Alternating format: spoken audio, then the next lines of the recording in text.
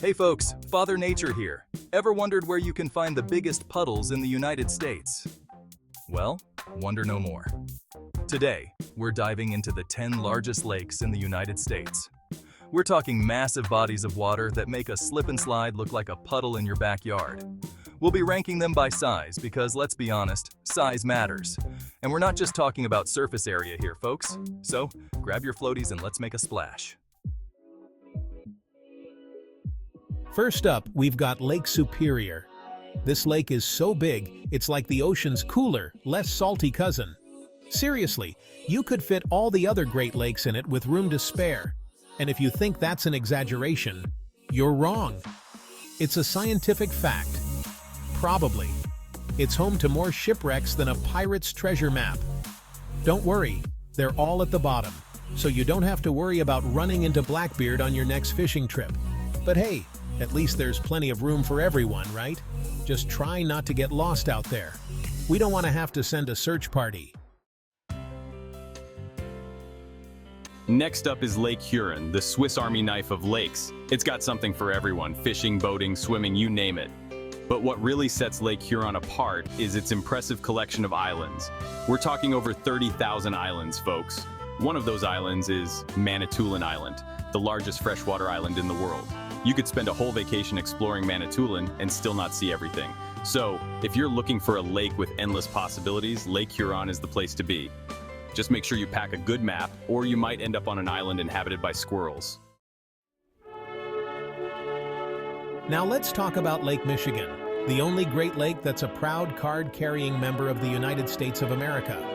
The other lakes share their space with Canada, but not Lake Michigan. It's like the independent sibling who decided to get their own apartment. And what does Lake Michigan do with all that independence? It grows sand dunes, of course. We're talking massive sand dunes that'll make you think you're in the Sahara Desert, minus the camels and scorching heat. So if you're looking for a beach vacation without the hassle of international travel, Lake Michigan is calling your name. Chapter 4. Lake Erie, the shallow end of the pool. Now let's be honest, Lake Erie gets a bit of a bad rap. It's the shallowest of the Great Lakes, which means it's basically the kiddie pool of the bunch. But hey, even kiddie pools have their perks, right? For starters, Lake Erie is a haven for freshwater fish. We're talking walleye, perch, bass, you name it. It's like a giant all-you-can-eat buffet for fish lovers. But there's a catch. Lake Erie has been known to have algae blooms, which can be a bit of a buzzkill if you're trying to enjoy a nice swim.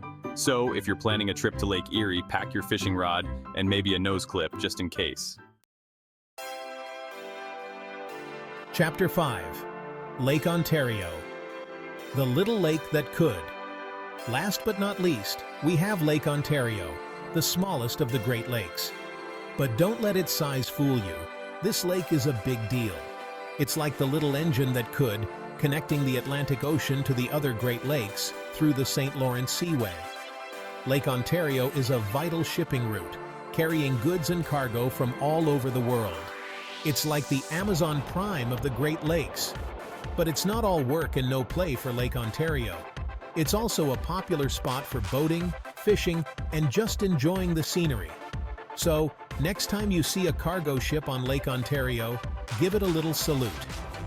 It's working hard to bring you all those goodies you ordered online. Chapter 6. Great Salt Lake, where the salt water flows. Hold on to your swim trunks, folks, because we're heading west to the Great Salt Lake. This isn't your average lake. Oh no. This bad boy is the largest saltwater lake in the Western Hemisphere, and it's saltier than a stand-up comedian on a roast battle. We're talking so salty, even the fish are like, nah, we're good. But don't let that fool you. This lake is teeming with life, just a different kind of life. We're talking brine shrimp, alkali flies, and birds that could drink a margarita and not even flinch. The sunsets here are legendary, painting the sky in hues of pink, orange, and purple. So if you're looking for a unique lake experience, the Great Salt Lake is calling your name. Just don't forget your sunglasses because the salt flats can get pretty bright. Chapter 7. Calling all adventurers. If you're tired of crowded beaches and tourist traps, then Lake of the Woods is the place for you. This rugged, remote lake straddles the border of Minnesota and Canada, and it's like stepping into a postcard. With over 14,000 islands, Lake of the Woods is basically a giant, watery maze. It's the perfect place to get lost in the wilderness, cast a line, and pretend you're Bear Grylls, minus the drinking your own pee part. And speaking of fishing, Lake of the Woods is an angler's paradise. We're talking walleye, muskie, northern pike, the list goes on. Chapter 8, Ilna Lake, where the seals swim free. Hold on to your hats, folks, because we're heading north to Alaska, home of majestic mountains, glaciers, and freshwater seals. That's right. Ilna Lake is home to a unique population of freshwater seals, and they're just as adorable as their saltwater cousins. But that's not all. Ilna Lake is also a prime spot for salmon fishing. We're talking sockeye, king, silver, you name it. It's like a salmon buffet up in here. And if you're lucky, you might even spot a bear or two trying to get in on the salmon action. Don't worry, they're more interested in the fish than they are in you. So if you're looking for a truly wild lake experience, Ilna Lake is calling your name. Chapter 9, Lake Oahe, the Dakota's liquid lifeline. Next up, we're heading to the heartland of America, to Lake Oahe, a massive reservoir on the Missouri River.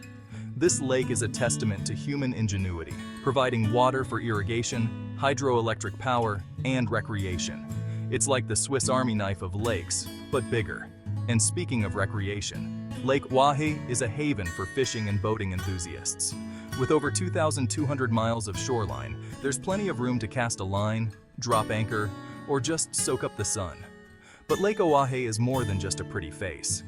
It's a vital water resource for the region, providing irrigation for crops and drinking water for communities. So, next time you enjoy a glass of water or a juicy steak from the Dakotas, remember Lake Oahe. Chapter 10, Lake Okeechobee, the Sunshine State's shallow surprise. Last but not least, we're heading down south to the Sunshine State, home of beaches, theme parks, and Lake Okeechobee? That's right, folks. Florida isn't just about beaches and Mickey Mouse. It's also got lakes, and big ones at that. Lake Okeechobee is Florida's largest freshwater lake, and it's a sight to behold. It's shallow, but don't let that fool you.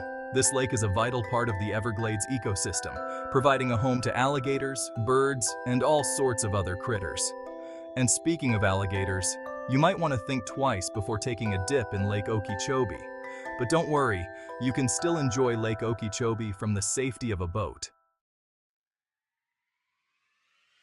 And there you have it, folks, the 10 largest lakes in the U.S. From the Great Lakes to the Great Salt Lake, these bodies of water are full of surprises, from freshwater seals to salty sunsets.